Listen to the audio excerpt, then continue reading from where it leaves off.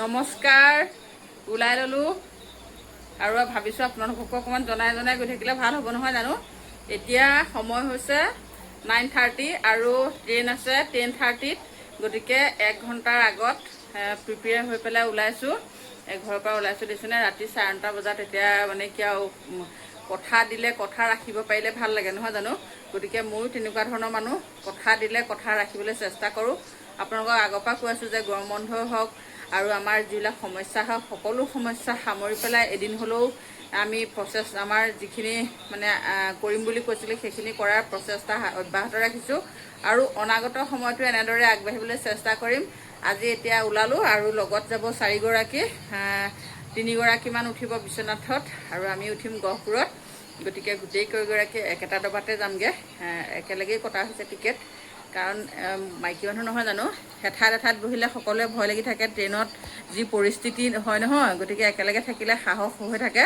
সেইকাৰণে এতিয়া ওলাই ল'লোঁ। দেখিছেনে, চুইদাৰ টুইদাৰ পিন্ধি গ'লে ভাল হয় আৰু পাৰফেক্ট হয় আৰু মানে সুবিধা হয়। গতিকে এতিয়া বাই বাই, আৰু আপোনালোকে আশীৰ্বাদ কৰিব যাতে কামবিলাক সফল হয়। গ'লোহি ট্ৰেইন ষ্টেচন আৰু এয়া আমাৰ যাত্ৰা কিছু সময় পাছতে আৰম্ভ হ'ব। 10:30ত আছে ট্ৰেইন, এতিয়া ট্ৰেইন 5 হৈছে আৰু।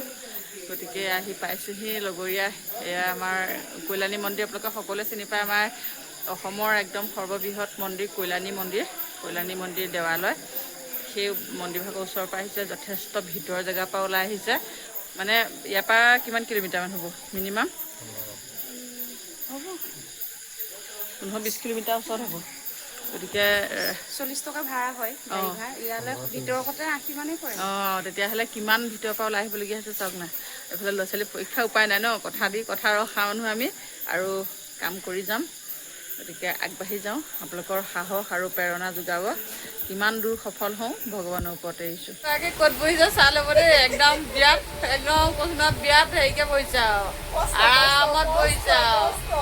আৰামত বহিছে কিন্তু কষ্ট অত্যন্ত পাইছে। ভৰি বিষ আছে, এফালে যি বগাই উঠিছে নহয়।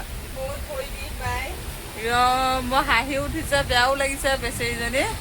এয়া উপায় নাই আৰু, এয়াই জীৱন ন, এয়াই জীৱন। এইফালে আমি বৰগাং পাৰ হৈছোঁ, বৰগাং ষ্টেচন পাৰ হৈছোঁ। এতিয়া বিশ্বনাথ পাম, বিশ্বনাথতে লগৰীয়াসকল ৰৈ আছে।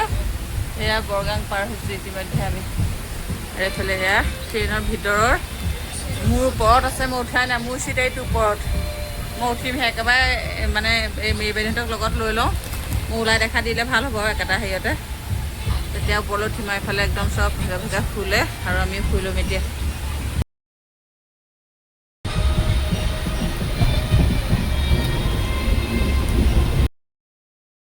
অৱশেষত আমি পালোঁহি এতিয়া বেলতলা, আৰু বেলতলাতে আমি দুজনী মানে জানমণিৰ ভাগিনীয়েকৰ ৰুম এটা আছে, তাতে ভাবিলোঁ অকণমান আমি যোৱা সময়লৈকে ফ্ৰেছ হৈ মানে কিবা খোৱা বোৱা কৰি পেলাই যাম আৰু ইয়াৰ পৰা এতিয়া ওলাই যাম। গতিকে লগৰকেইজনীয়ে ৰুম ভাড়া ল'লে, মানে 5জনী। আজি গুৱাহাটীততো 5জনী একেটা ৰুমত থকাটো সম্ভৱ নহয়, মানে যিমান যিটো পানী চানীৰ কথা আছে। গতিকে তেওঁলোকে তাতে পল্টন বজাৰতে এটা ৰুম ল'লে, প্ৰায় 1500-2000 টকাৰ ভিতৰত। ইয়াতো ৰুম নাপায় ন, ইমান বেছি পইচা ভৰিবলগীয়া হয়। গতিকে আমি ভাবিলোঁ ইয়াতে চাহ তাহ একাপ খাই পেলাই আমি ইয়াৰ পৰা ওলাম আৰু লাহে লাহে কি ক'ত হয় চাই লওঁ আৰু গা চাহটো ধুই লওঁ।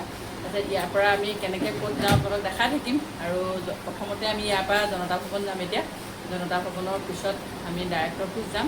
ইয়াৰ পৰা জনতা ভৱন ওচৰতে হয়, আৰু তাৰ পৰা আমি পল্টন বজাৰ পৰা ভাইটিয়ালৈ গুচি আহিলোঁ। আৰু ইয়াৰ লগত জানমণি আছে, আৰু এতিয়া গা চা ধুই আমি ইয়াৰ পৰা লাহে লাহে, এতিয়া 9 বাজিছে, 9 বাজিব আৰু বজা নাই। গতিকে আমি ইয়াৰ পৰা ওলাম আৰু